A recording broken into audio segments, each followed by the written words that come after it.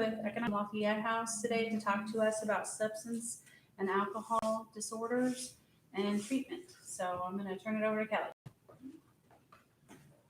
As she said, I'm Kelly Davis. I'm a clinician actually in our Neosho office, which is a small outpatient office. So I know mostly about that, but I have worked for the agency for 9 years, so I have a little bit of the Joplin knowledge too. So I'm going to try to share both of that as much as I know today. We'll go to the first slide. This first slide is a clinical definition. I don't know how many of you actually diagnose folks or know about those things. But when we do diagnose somebody, we use this DSM, the Diagnostic Statistical Manual. We're in version 5, and we go through different substances. If a client tells us that they're using, we'll go through these criteria. Depending on how many they identify with, we'll rank the severity from mild being 2 of these, 2 to 3, moderate will be 4 to 5, a severe disorder will be 6 or more. We can also see someone, even if they're not having current substance use issues, if they have a history, say, of meth use, we can go through these criteria. And if they've met these criteria within the last month to a year, it could be an early remission. If they met these within like past 12 months or more, that'll be a sustained remission. So they have a history. We can still do work with those clients, but it's just going to have a in remission diagnosis. Big thing as you're looking through some of these, they're taking the substance in larger amounts longer than meant to, wanting to stop or cut down, and they can't, spending a lot of time either getting, recovering, or using, cravings and urges. It's getting in the way of things that they're needing to do at work, home, they're younger or they're college age, at school, using even if it causes problems in relationships, and that's romantic relationships, family relationships, giving up important social, occupational, recreational things. They're not meeting roles at home. They're not functioning as a parent. They're not active in the community anymore. Using again and again, even if it puts them in danger. A lot of my clients are amazed now that they're in recovery of the situations they've put themselves in when they think back to their using. Being in violent places, being around guns, carrying guns, things like that. Continuing to use even if they have a physical or mental health issue that's either been caused by their substance use or made worse. Mental health stuff, like if they have depression and they're drinking, alcohol is a depressant, and oftentimes will make that worse. Physical one, first one that pops in my head would be like lung problems, breathing problems, if somebody's smoking, whether it's meth or marijuana, even cigarettes, those cause problems or make problems worse. And the last two, tolerance, needing more to get the same effect, and withdrawal. Once we take the substance away, there's some withdrawal symptoms, either psychologically, physically. A big thing to think about is when we diagnose somebody, they're going to meet these criteria if they're in distress. With any mental health, that's kind of the priority of diagnosing, is somebody's coming to us because something's not working. So if they don't identify, if they think substance use is good, we really can't diagnose them because they're not seeing any distress. So we really can't diagnose if somebody says, oh, I've been using meth, but no, it doesn't cause me problems. So they've got to identify this in order for us to give them an accurate diagnosis.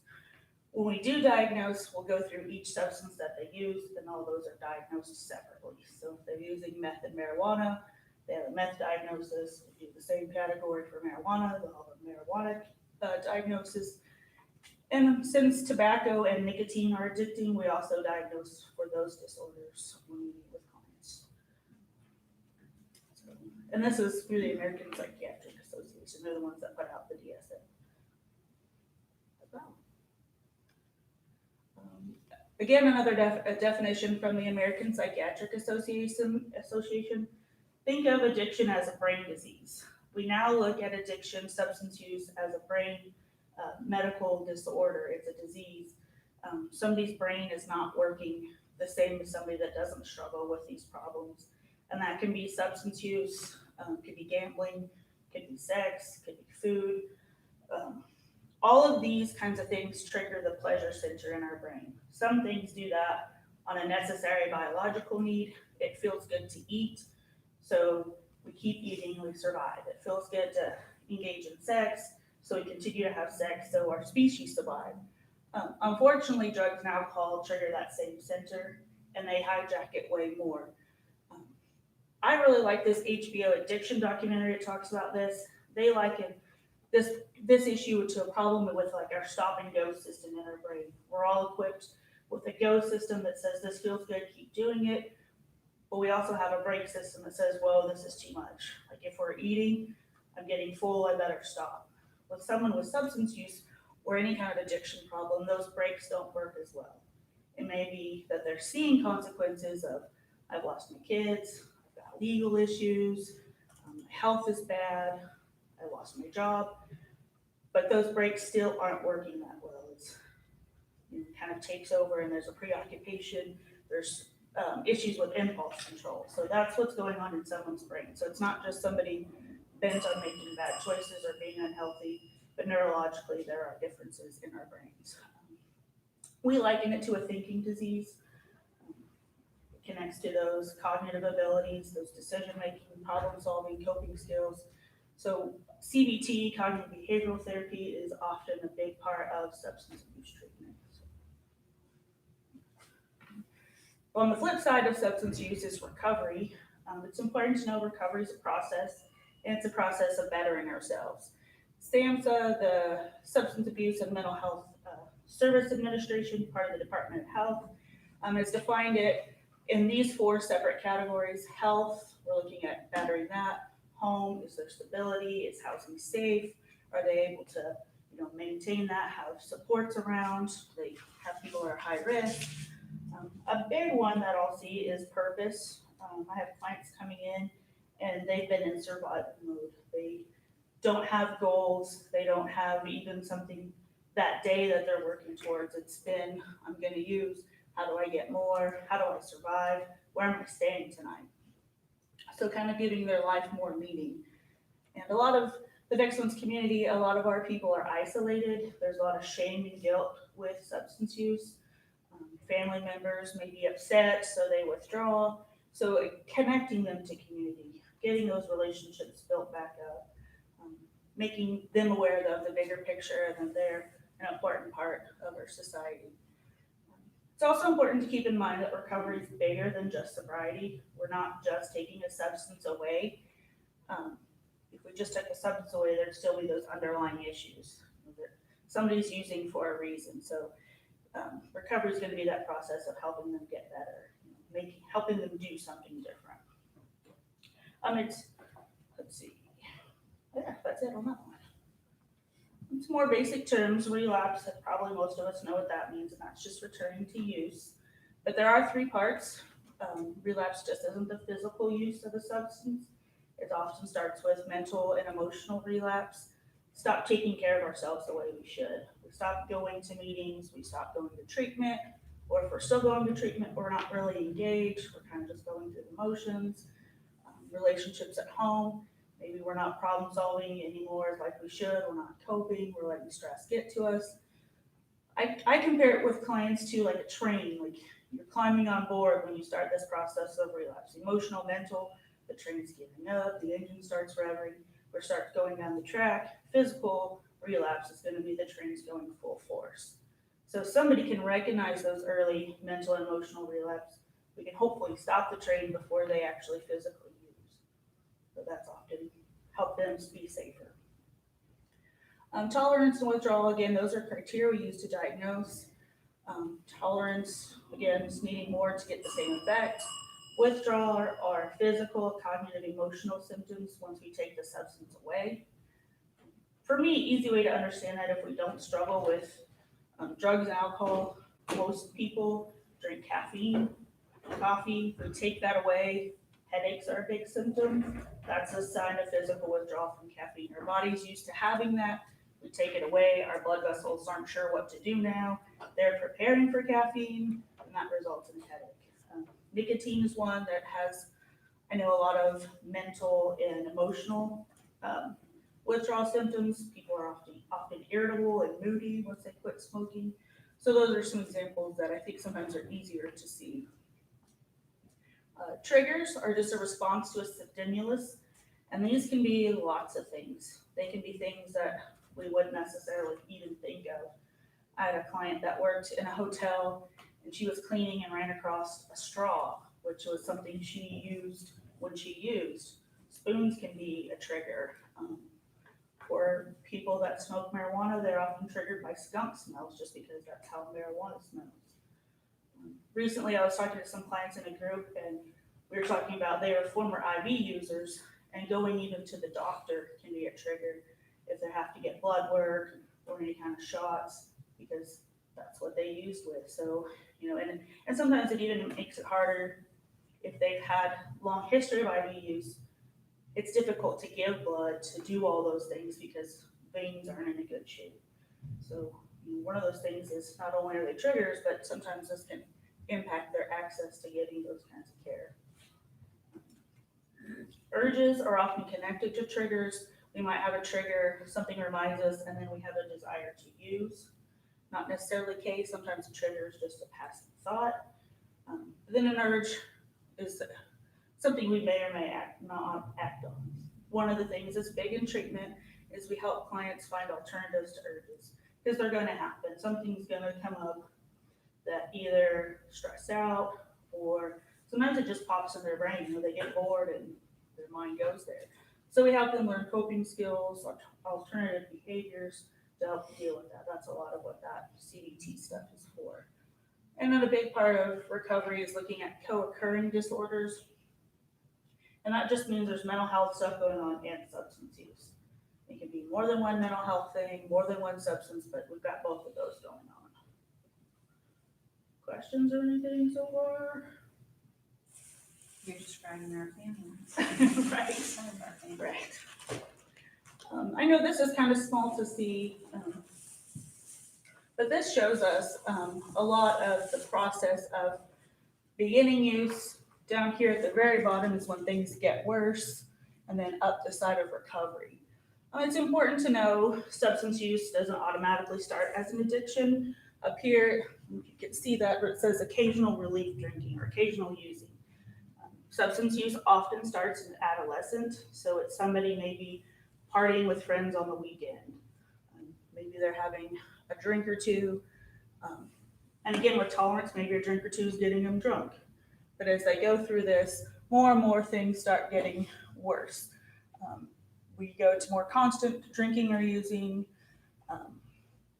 feelings of guilt, urgency maybe of a first drink. Wake up first thing in the morning and I need a drink or use to even feel normal. We're having trouble stopping. Decrease in tolerance, family issues. Drinking causes like obsession drinking or using. That's all they can think about. There's this preoccupation. And then it just keeps getting worse and worse until hopefully something changes and they stop using or drinking and then go back up on recovery.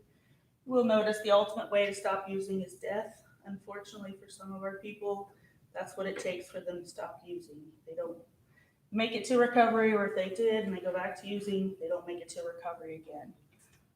Hopefully, we start seeing folks get into rehab, this rehabilitation phase, just learning about their disease, learning that this is an illness, that we can help them make better choices. They start seeking help. They start meeting people that this has worked for, whether in treatment or going to meetings, finding hope.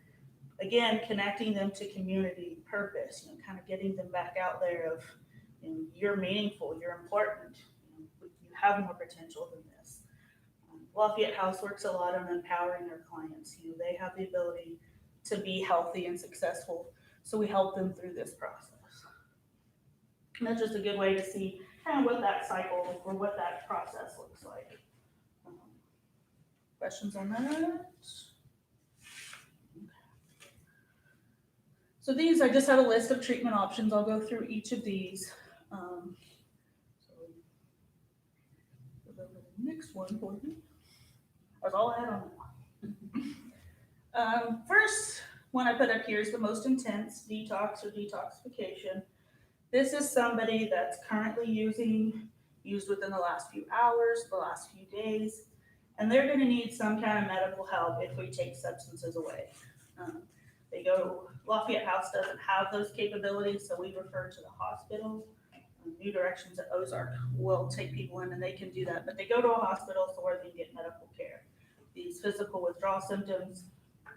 It can be really severe, near fatal. I know with opiates and alcohol, they're the worst.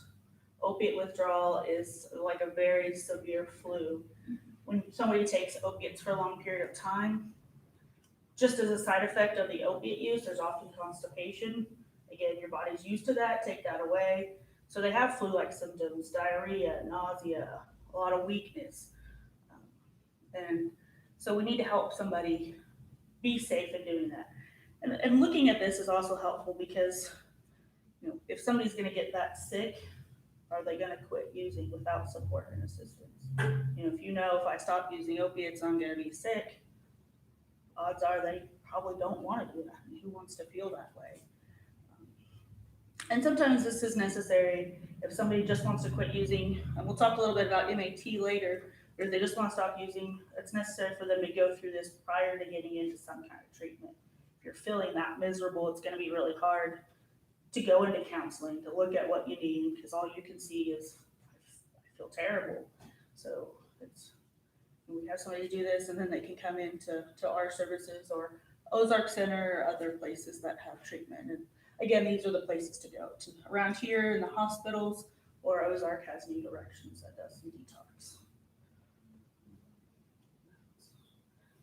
Kind of the next step down would be residential or inpatient. This is going to be a little bit longer term, but still short term. It's pretty intensive. I know Lafayette House in Joplin, that's where we have our inpatient or residential. Clients are what we call on the floor, I think from like 8 to 4:30 every day. They're doing treatment groups, they're doing counseling, they're meeting with case managers to look at resources and needs. Our Lafayette House in Joplin also has childcare. We have a licensed childcare provider on site. We even have a family therapist up there.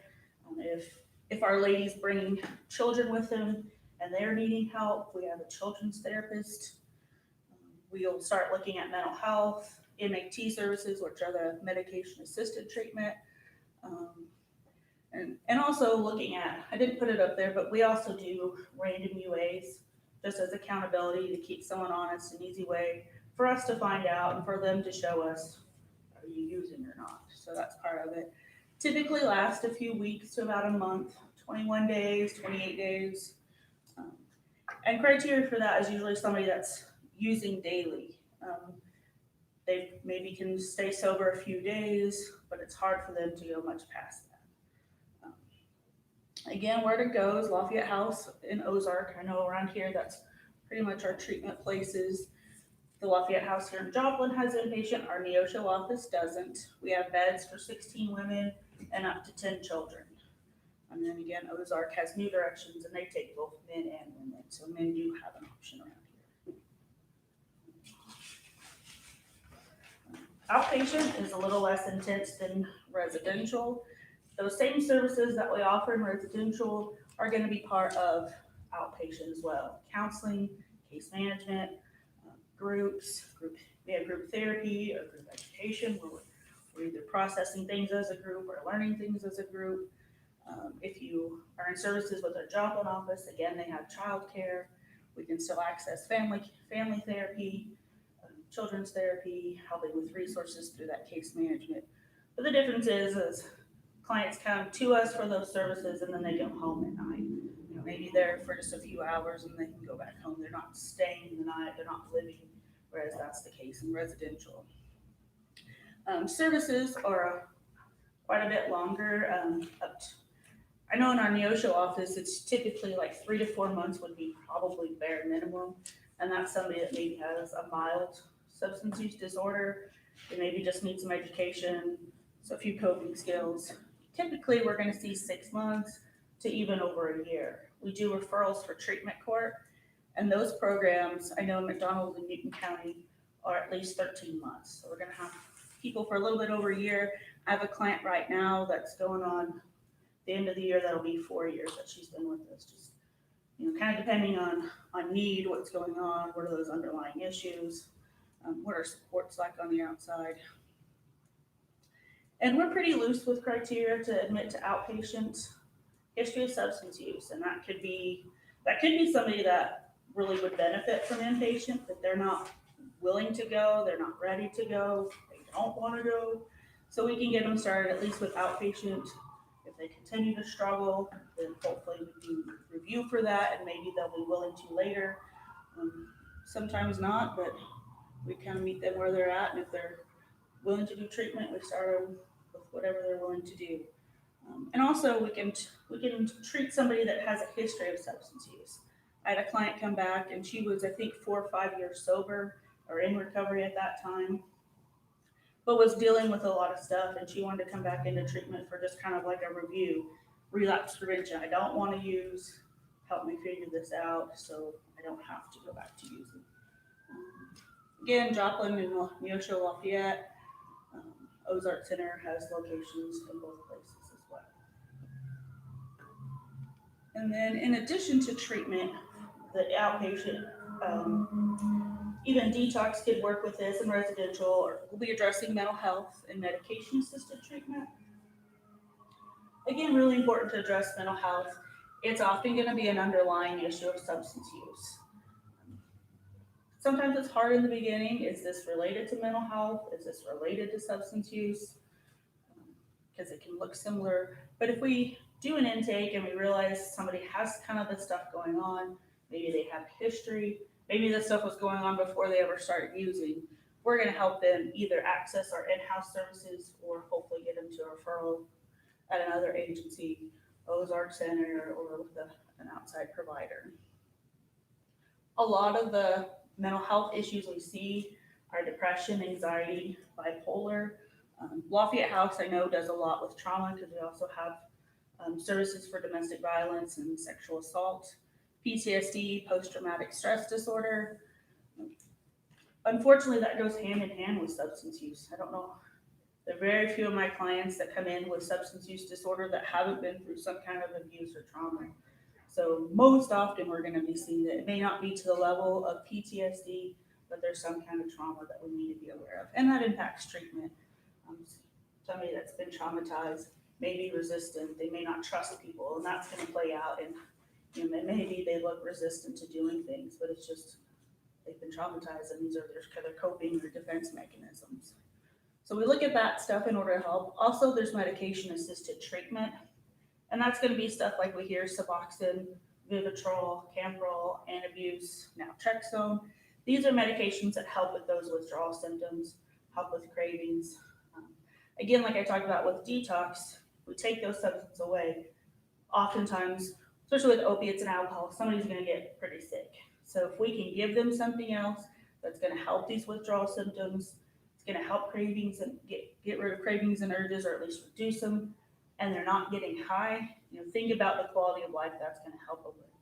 They may be taking something instead of just being abstinent, but they're no longer out committing crimes because of their substance use. They can function day to day.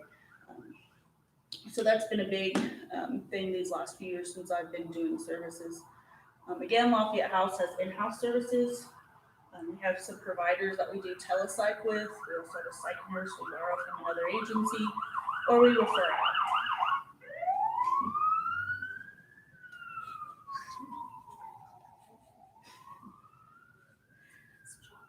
So, kind of go back to that last slide. One more thing.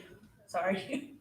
Alcohol and opiates are going to be the big ones. There are medications specifically designed for treatment with those. Meth is another one that we use some medications for. The medications aren't marketed as MAT for meth, but there's some off-label uses. Is it baclofen? I think it has something to do with a muscle reliever. That can be used for cravings or urges with meth.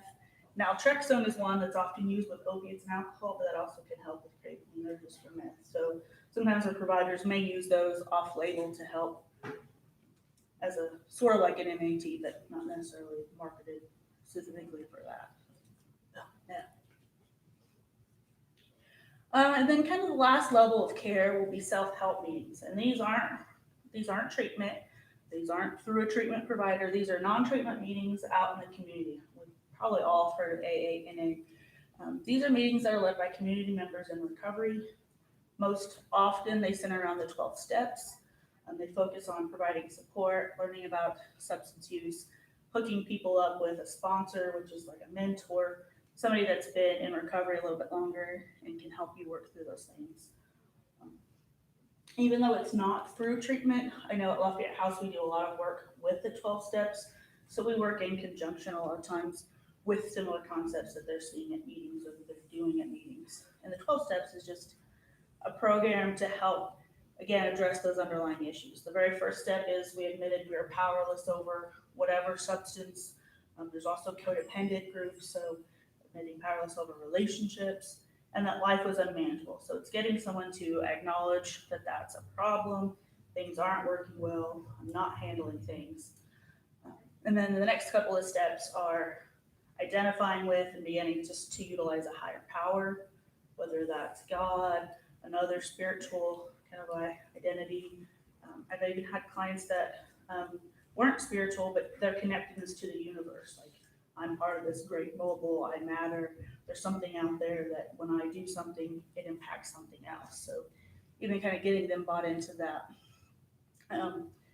Then other part of the 12 step is, looking at those underlying issues. What kind of trauma, abuse, resentments are going on? What have I been through? Step 4 is called an inventory. So it's taking what we don't like, what we do like. What can we keep? What do we need to work on? And then kind of gives them an idea of where to start. 5 is sharing that. 6 and 7 is we're looking at these flaws and defects, utilizing our higher power to help us work on those. 8 and 9 are making amends list and then making amends to those that we've hurt in our substance use. Step 10 is a daily inventory. So we don't have to go back and do that. Maybe that's step 4 again, where we're looking at all these years in our life, but it's what I do today. Did I handle it right? Do I need to make amends today? Should I have not snapped at that person? So it's doing that more on a day-to-day. So we're not accumulating kind of this. As I tell clients, step 4 to me is like cleaning out our closet. Kind of once a year, maybe spring cleaning, we're going to do this big overhaul. Step 10 is those day-to-day cleaning. I'm wiping off the counters. I'm not throwing things in the closet, but there's sure I don't want, so I'm going to give away. It's those day-to-day things so we don't leave things just building up. 11 is growing that contact with your higher power and making that relationship even more solid. And then step 12 is they start taking all that they've learned and giving it back to others. There are open and closed meetings. Open meetings anybody can go to. Closed meetings are meetings that people need to be in search of recovery to go to. And a lot of the meetings are anonymous, just for safety and sharing. They don't use last names. All kinds of meetings in the area. Both Neosho and Joplin, I know, have AA programs, NA programs. Joplin has Drug Addicts Anonymous. NA and AA are similar, but they do have some different structures. DAA is for those that use drugs, but they base a lot of their stuff on AA, kind of their structure. I know, I think up here there's at least a couple of Celebrate Recovery meetings. Is it Forest Park, College? Forest Park, St. Paul's, Cardinal First Baptist. And those are the only ones I know of. Okay, cool. There used to be one in Neosho, but it's kind of died out, unfortunately. But we've got you guys up here. And then in McDonald County, there's a meeting called Come As You Are.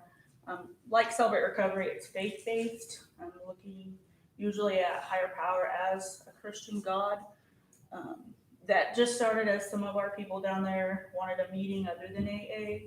They're more meth users, really didn't feel like they fit into AA. So they started this, and it's grown to a really big organized meeting. They have a couple of meetings a week. There's even a meeting called, I think, New Creations in Anderson that spun off of that. So luckily we're getting that going down there where it's pretty rural and sometimes there's not a lot of meetings. I know in Neosho, since there's not a lot of meetings, sometimes AA meetings are strictly for those that want to be sober from alcohol, be in recovery from alcohol. So if you're not there for alcohol, I know I've had some clients that were there for drugs and they didn't feel like they fit in. Neosho's pretty loose with that. I even had a client that showed up on a night where there was a men's only meeting and they let her in. So a lot of meetings where if you're there for help, they'll help you.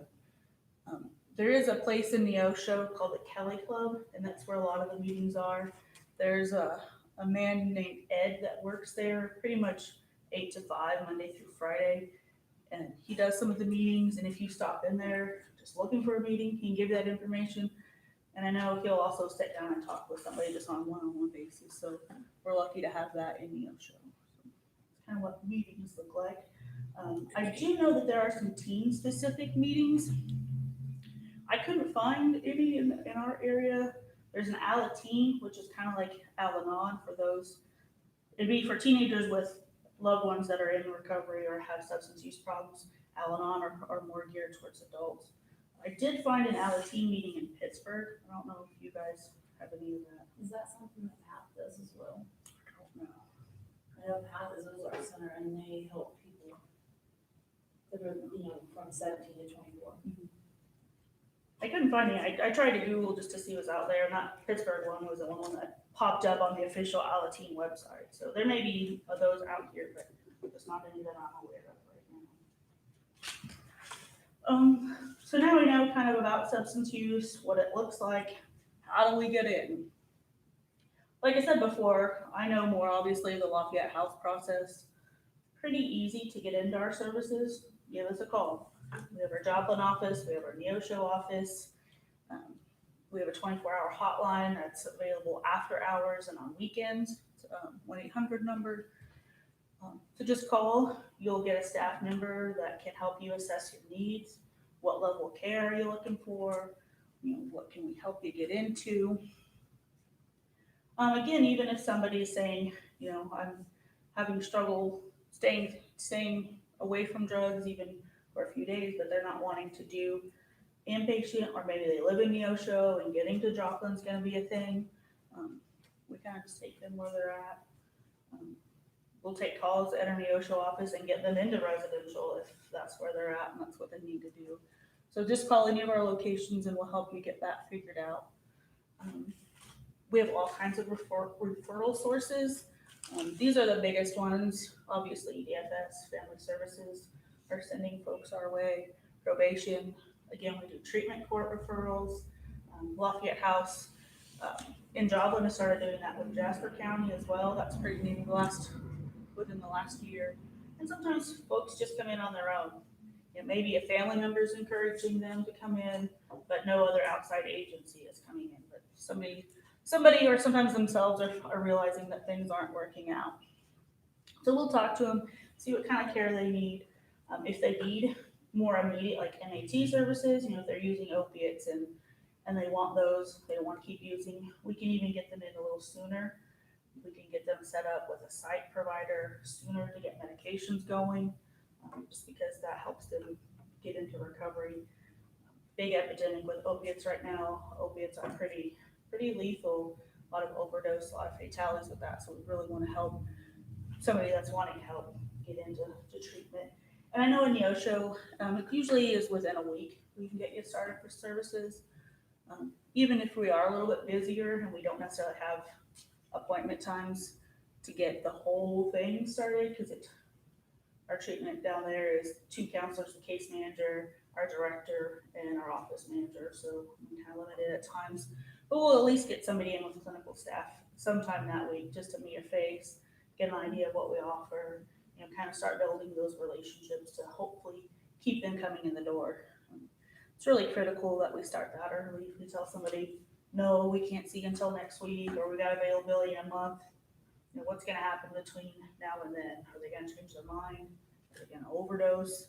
So we try as best we can to get them in as soon as we can so we can start helping right away. I know other priority users would be somebody using IV or somebody that's pregnant. We try to rush them into treatment as soon as we can, just because of the risk associated with that. If somebody calls us and they just want some information, but they're not sure if they want to do treatment, we also try to get them hooked into meetings. Maybe they don't want to do treatment yet, but they're willing to go to AA or NA or check out, come as you are. So we talked about those options with them as well. And then we schedule them, when we do schedule them officially, we'll schedule with our office manager just to do business paperwork like you would at a doctor. And then they'll get set up with a case manager and a counselor, and that's gonna be their treatment team, work on therapy and resources. Lafayette House is nonprofit, so most of our people don't have to pay anything. I've worked there about 9 years, and I think there's only been one case of somebody having to pay, and they made way more money than I do, so. Most of the time, there's no pay for services. We do it on a sliding scale, but I think last time I looked, I wouldn't even have to pay for services if I had access them to a Lafayette House, so. We're definitely affordable. We take insurance as well, so. But that's kind of how to get started, and then get them into treatment, and then we take over and do what we do, refer them where they need. If they need mental health, if they need resources, we'll get them in touch with that.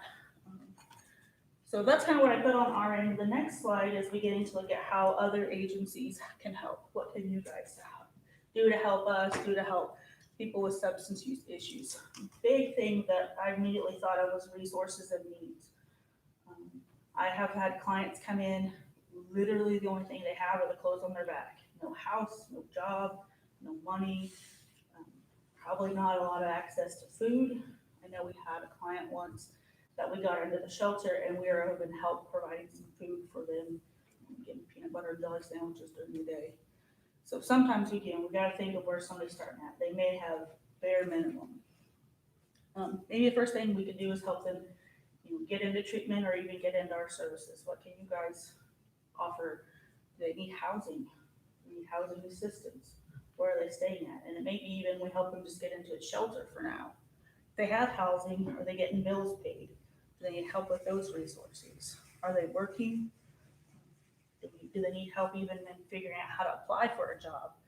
Some of the stuff we do is helping people fill out applications, create resumes, giving them just access to who's hiring.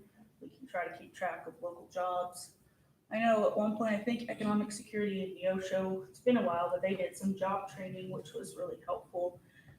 Because again, we gotta think about baselines may be different. Sometimes our clients have never worked, so they don't even know where to begin. They don't know what that looks like to fill out an application. So that, sometimes, those basic things can help. Another thing would be helpful too is if getting them hooked into temporary agencies. They're not having luck finding a job. A lot of times, tip agencies will even have maybe day work that's 1 or 2 days, and then they could find something else. So something maybe to start getting some kind of financial stability. I figured that parenting and education for children would be a lot of things for early Head Start to look at. Again, looking at baseline. Some of our clients may have okay ideas on how to parent. They may be pretty good parents, but just substance use has gotten in the way. Or maybe they have really no idea what they're doing. If they grew up with parents that were abusive or not around, there's not even, kind of a good idea of where to start at. They didn't have that example. So they're starting from scratch on what does healthy parenting look like. We have treatment groups at Lafayette House. We do some parenting. We have a general parenting group. We do Love and Logic. So we look at getting them hooked into that. Hooked into other area resources that do parenting. And then those that work for children, helping kids figure this out. How old are they? What do they know? What kind of ideas do they have in their head? Often kids blame themselves for parents' problems. It may not be at all connected to them, but if I wasn't bad, mom and your daddy wouldn't do this. So helping provide support.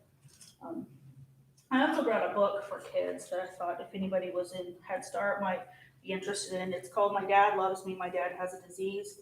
It's Claudia Black. She's wrote a lot of things on substance use, kind of those dynamics, what that looks like, recovery.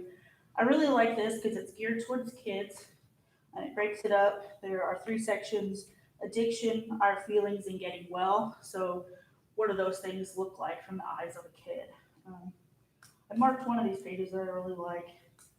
An easy way to help kids kind of understand this even from the beginning. It says, the alcoholic addict is not a bad or mean person, but an injured person.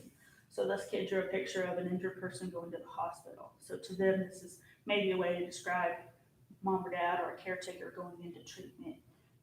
And again, reminding them that they're not bad, they're not mean, they just have a disease. But it helps them look at emotions, how to deal with those. There's a lot of exercises of drawing pictures. What does that look like for you? Helping them express those feelings. It tells them what the getting well process looks like. Again, I really like this one because it helps kids realize this person really isn't bad. This person is really good inside. You know, even if mom or dad's doing bad things, you know, kids still love them too. I mean, even if parents are abusive, there's still those loyalties to parents. So helping kids navigate that, because that may be confusing, especially if foster care is involved or DFS is involved or legal issues are involved. So just kind of helping with them with their thinking, what does that process look like? And it does a really good job of putting that into kid languages. So I think this is just a good resource if we're working with kids. Let's see.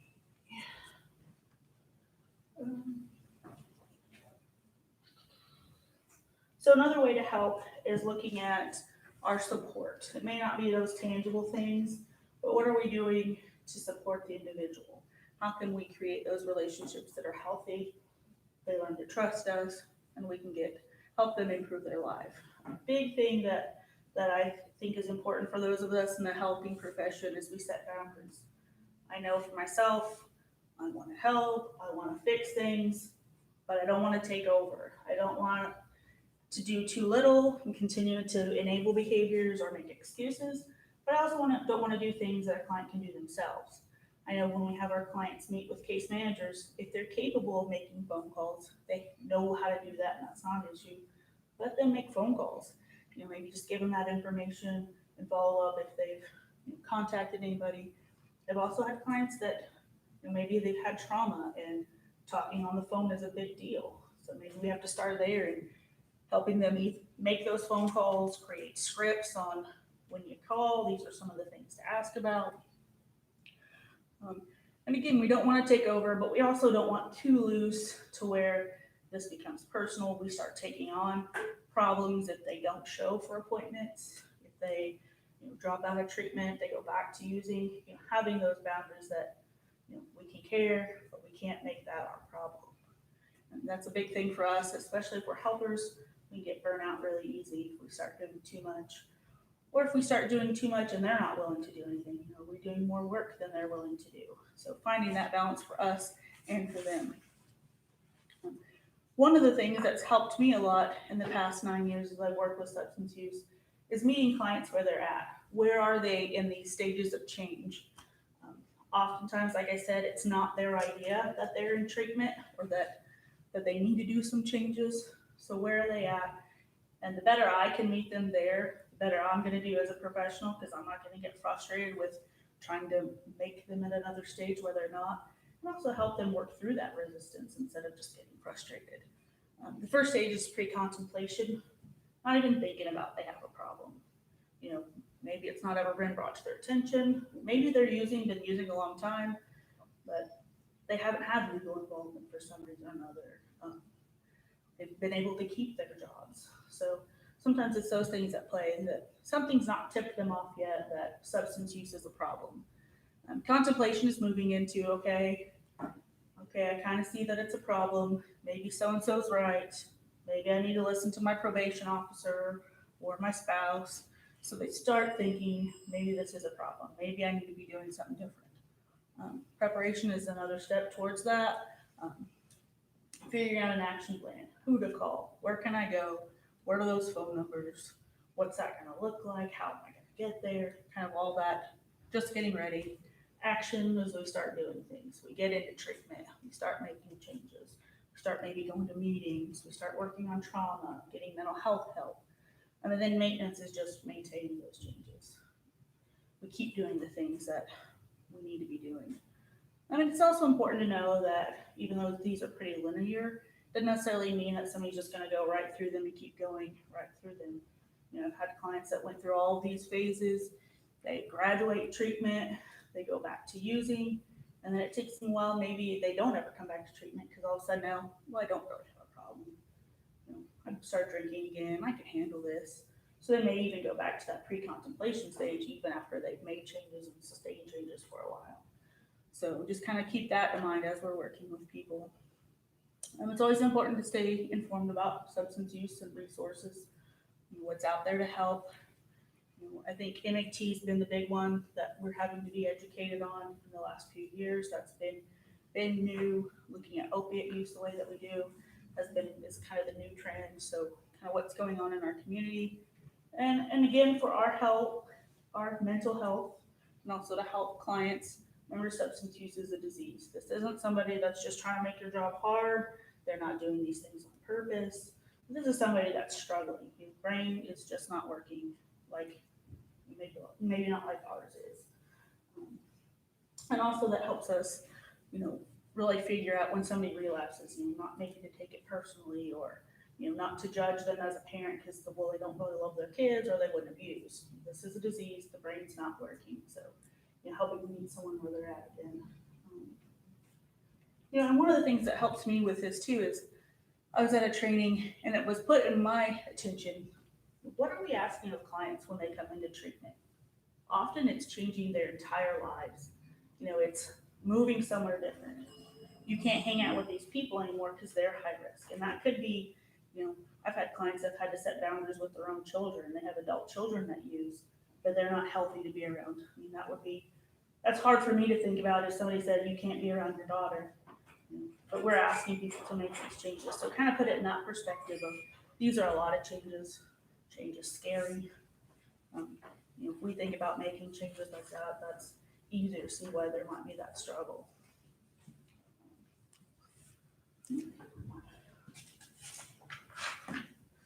So now we know what treatment looks like, how we can help.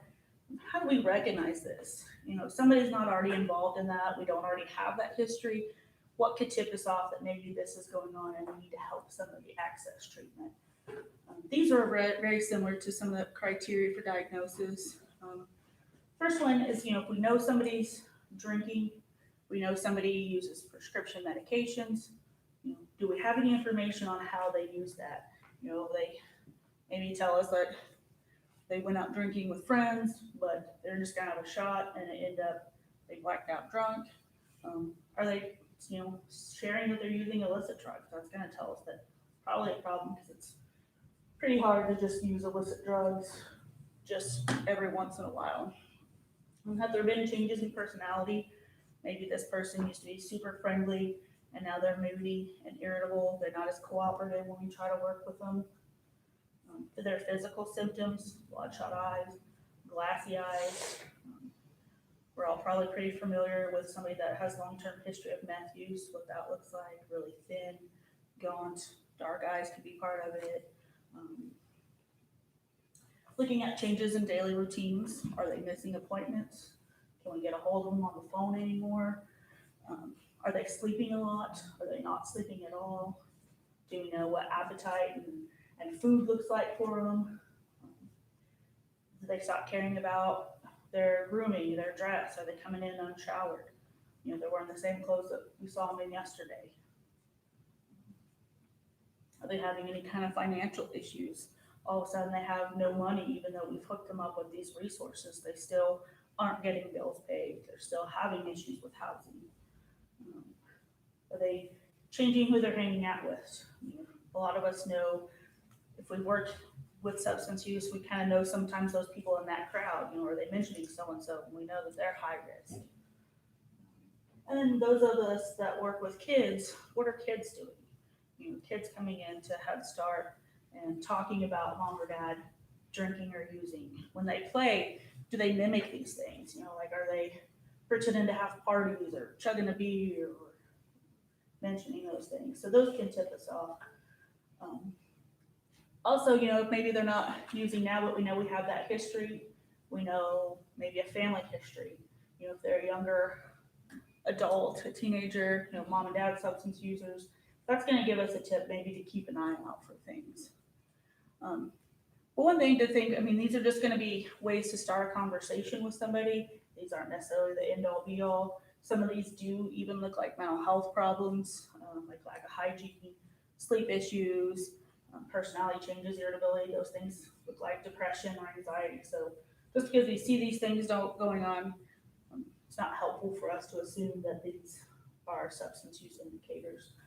But again, starting that conversation. So the next slide that I have is what's that going to look like? If we see things going on, we have concerns, how do we talk to somebody? Big thing for us is we're in the helping profession. So ultimately we're coming from a place of care and concern. You know, it may be frustrating that somebody is using or returns to use, but it's not our place to judge. Oftentimes they're already judging themselves enough. There's shame and guilt, especially if they've been in recovery and they relapse. So we just want to enter that in a caring mind frame, and just express those concerns. Hey, I'm seeing this go on. You know, you've missed your last 3 appointments and not been able to get you on the phone. What's going on? They may have legit reasons. They may tell us reasons that don't sound so plausible.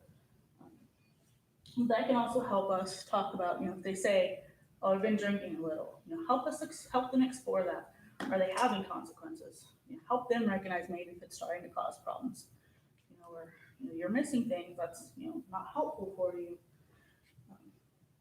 Again, boundaries are important. We don't want to talk about our substance use, you know, unless you're working in the capacity as a peer support or more, you know, personal level like that. You know, if we're as a therapist, it's not my job to talk about myself. I'm there to help somebody else. So, you know, I'm not going to say, well, 3 beers, that doesn't really sound bad. You know, if 3 beers is causing them to miss appointments, causing them to, you know, not do what they should in their life, then that is a problem for them, whether we think so or not. I mean, if we're seeing problems, then that's a problem for them. Help them explore options. Let them know about treatment. What does treatment look like? How do you get into treatment? Talk to them about meetings if they're not willing to do that. And then if somebody relapses, you know, if we know that they've had some time in recovery, but then we find out or they tell us that they've gone back to using, help them explore just resources again. Do they need services? Do they need more intense services? If they're doing outpatient, you know, they need to talk to their treatment provider about doing residential. Have they told their treatment provider or other agencies that they're working with? You know, encourage that honesty piece. That's really the only way we can help them appropriately is if they're telling us all that's going on. If they have kids involved, explore safety. Unfortunately, that'd be something that maybe we'd have to, you know, look at, are the kids safe at home? Is mom using and locking herself in the bedroom and she's got a 3-year-old running around the house? Or maybe mom's just gone out to the bar and dad's home with the kids. So there's, you know, not as much of a safety concern. And again, providing support and being understanding. We're all ultimately on the same team. We want people to be healthy. We want kids to be healthy. So how do we work together to get them there? So that is what I have. My last slide's got some resources. The American Psychiatric Association. I really like this one. If you are not familiar with a lot of terms with substance use, it's in a dictionary. And they have like the whole alphabet listed at the top. You just click on that and it takes you to a list of, you know, addiction terms that begin with A. Breaks it down. And then again, Sam says the good resource. Questions? Yes, Yes, I ma'am. have lots. So, does your children's therapist see children outpatient or just when they're living at the facility? She does outpatients as well. She does, okay. And what ages? I think she typically, I mean, she'll do all ages. She does most with younger children, not so much teenagers, but she'll do services for 17 and under. Would she ever speak to maybe a group of teachers about, you know, helping children that might be in the classroom, like just how to be there for them? I could talk to her. I know she's pretty quiet, so that may be something I could convince her to do. Okay, So okay. And then does Lafayette House provide transportation for clients? our Neosho at Lafayette House is pretty small, but we do some of that as available. We don't have a transportation department, but I know even as a counselor, I've given clients ride to treatment if I could, or if I'm not busy and somebody calls and they need to get to probation, we're willing to do that. Joplin does have a transportation department. I think they'll even go to Carthage. I think I know they have vans and just staff that are transportation, so they're a lot more helpful. Unfortunately, Neosho we just don't have the staff down there. But I do know that Neosho will take somebody up to Joplin. I've transported clients myself that are in the Neosho area that need residential or they need domestic violence shelter. So, if we can, we'll do what we can in Neosho. Okay. Do you ever do family therapy, or is it always just for the individual? We have a family therapist at the Joplin office. I'm not trained as a family therapist, and neither is our other Neosho counselor. There's usually a specific license for that, but we do have one on our staff in the Joplin office. Okay. How young do you take clients? For treatment for our adults, they have to be, I think, 17 years and 9 months. Typically, that's kind of hard. I mean, 17, 18, even though they may be becoming adults, it's still a lot of younger dynamics. So, we'll give them services, but we might try to fill that out where they're at. Maybe another provider would meet those more specifically, but 17, I think 9 months is how long we can take someone. How about Spanish speaking clients? Do you have? We don't have someone on site that speaks Spanish. We use, we'll try to get maybe a volunteer that's an interpreter, or we have access to a language link, which is a resource where we call, and it's kind of a phone call where there's somebody that, is like a translator, mediator.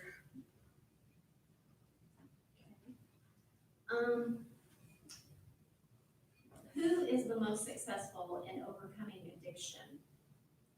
What do they have to have in order to be successful? Big thing is a commitment to change.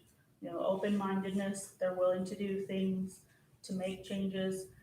I know for people that leave our program once they've completed, those that are most successful are those that stay connected to those in recovery. If they go back around those folks that are high risk, even if somebody's not using, but they're just not healthy or they're not supportive of recovery, that often gets people in trouble and get back either to treatment or back to using. So we really push people to stay involved in meetings, or at least with family that's supportive of recovery, keeping them to remind them that they need help in doing this. So they're not ever going to be to the point where they've got this and we're good and we can stop doing that. It's a chronic illness, so they need it. I always say if it's not broke, don't fix it. If it's working for you, why are you going to stop doing it? So those are the people that are most successful, that keep after it, keep awareness. I always like when somebody's getting ready to complete and they tell me that they're nervous or they're scared. Those are people that are smart. It is scary. It is a big deal. A lot of our folks come to us with some kind of agency involved, DFS, treatment, court, probation. They have their thumb on them. So then we graduate treatment. They're not getting tested maybe. Probation's done. So now they're on their own, and it's self-accountability. So it's, helping them keep that with people that are going to support that and maybe call on their stuff too. That's why we tell them, sponsors are important. This is somebody that you can call at 3 a.m. and say, I want to use, where I'm at home and in bed, and unfortunately, clients don't call my phone or they don't have access to me. And they're not going to, once clients leave, it's not like they can't come back, but we encourage them, to be independent. And we don't want somebody in treatment forever. We want them to be out in the community and kind of move forward. We're always there if they need us when they come back, or we get close to our clients and we just like them to come by and say hi to us. So, how prevalent is drug use for women in our area? I know that we have a lot of, I think probably my perspective is going to be skewed just because of the populations that I see. Lafayette House works with trauma and substance use. I think, it's rural areas are often more impacted just because there's, factors of not a lot to do, family history of that stuff. So I think it's going to be probably close to anywhere what we're experiencing here. But again, like I'm more familiar with folks that have a lot of issues going on. So to me, it seems like a lot, but I'd say we're probably on average with everywhere else. And let's see. Advice for families who are going through this. I know you said there's Alateen. Is there an Al-Anon? There are Al-Anon. I know, I'm not sure what Joplin Al-Anon looks like. I know Neosho, there's a couple of meetings at the Kelly Club. There's also a chapter in the AA Big Book that talks about family dynamics. We can also do some kind of brief interventions if I have a mom or a spouse or a kid that, is maybe an older kid that is having issues with someone. We can bring them in for like 1 or 2 sessions and help mediate that. I think the big one is just like with us, having those boundaries. It's hard when somebody we love has those problems. We want to be angry, but oftentimes, if we withdraw, that's, support that they're not getting. So, but also having to navigate that with self-care for ourselves. If family members continue to unhealthy things, we don't have to keep submitting ourselves to that. So, figuring out where we draw the line. To go back and watch this, or if you missed something or you want someone else to see it, where do we find she said on YouTube? That I don't know. No, that's us. Yeah, you can just go to youtube.com/ESCSWA, which is Economic Security of Southwest. Okay. And it's just going to be on there, and you'll see Lunch and Learn, and then it'll say substance abuse disorders. This was awesome. Oh, Thank you. yeah. Thank you. We do have one question Okay. on here. They want to know what the name and the author of the book is, the children's book. It is My Dad Loves Me. My Dad Has a Disease. And it's Claudia Black. Claudia Black. And she's written a lot of material. I think there's another book that we're trying to get. Straight Talk, What Recovering Parents Should Tell Their Kids About Drugs and Alcohol. I've not checked that out, but that's something after I got this, it's on the back, so I want to check that out as well. She has a lot of good information. She's often a go-to for us in substance use, having written materials. I believe she's the child of an alcoholic, so she writes a lot of stuff that's geared from that angle. Okay. Other questions? All right. I feel like if Thank you have you very, questions, very just give us a much. call. If we need, I can provide my email address. That's what we do. Yeah. Do you have any cards with you? I do. Do they have your email address on it? That I'm not sure of because Neosho recently got email addresses, so it does not. If somebody wants a card and wants an email address, I can write that on there. That would be amazing. It's K Davis at Lafayette House. It's not real fancy.